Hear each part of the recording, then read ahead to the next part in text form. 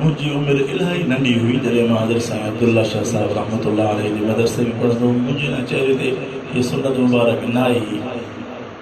ॻाल्हि जो कयो त ज़रूरु मां चवां हा, पर इहा बि अव्हांजी मोहबत जी निशानी आहे।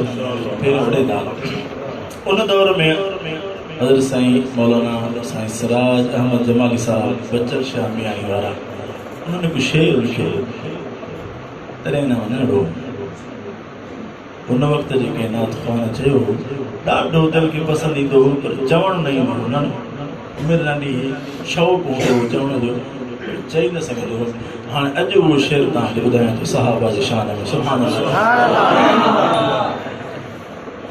उचारई निर्मल हिन निर्वार जिन सां पाक नबीअ जो प्यार जन जी हर हंध आहाकार चारई आला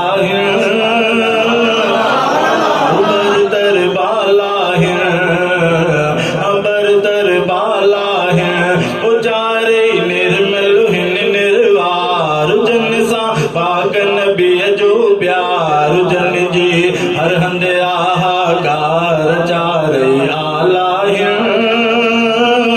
उबर तर बाला आओ तू है दे ॾिसो अखि खोले बोली अदुल जी बोले। आओ तू है दे ॾिसो अखि खोले बोली अदुल जी बोले।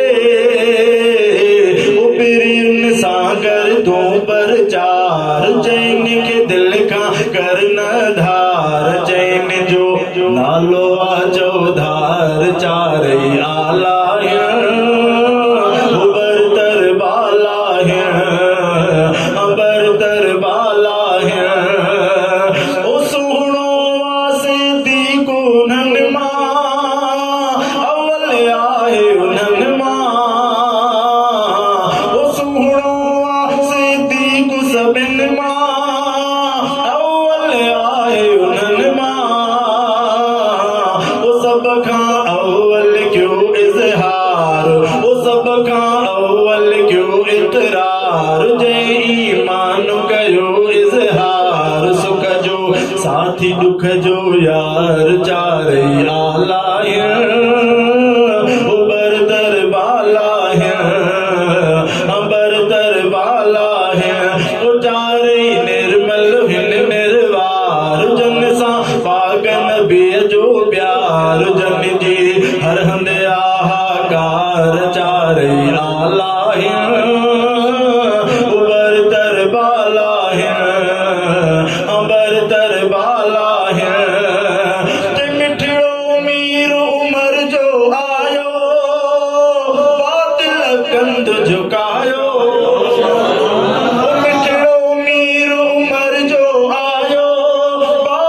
कंध झुकायो दाख़िल जॾहिं थियो दिलदार दीन वधी वियो वारो वार। दाख़िल जॾहिं थियो दिलदार दीन वधी वियो वारो वार। रोई कुफर बिज़ारो ज़ार चारई आला उबर तर बाला अबर तर बाला।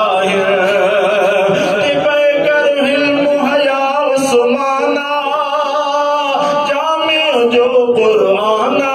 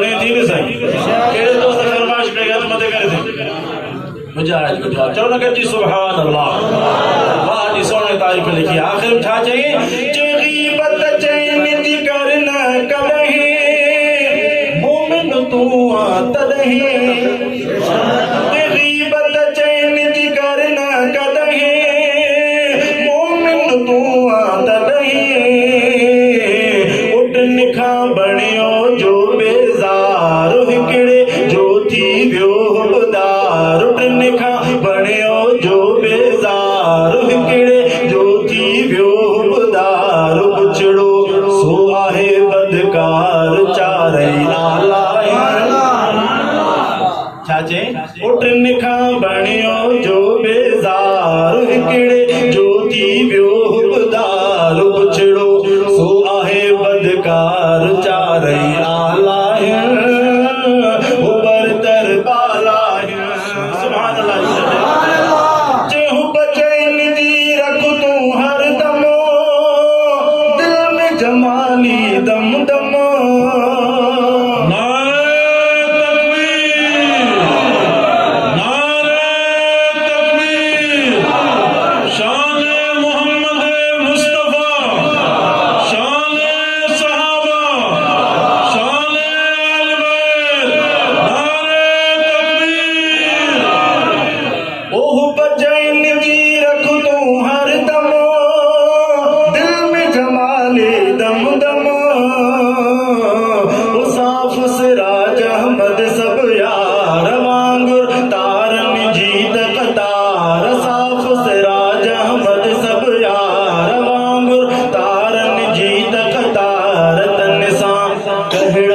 तकरार चारई आला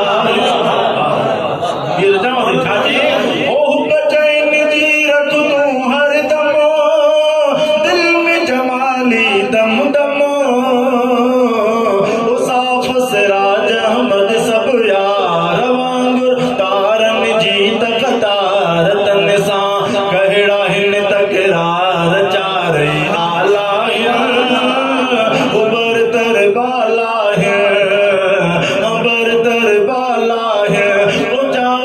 निर्मल हिन निर्वार जन सा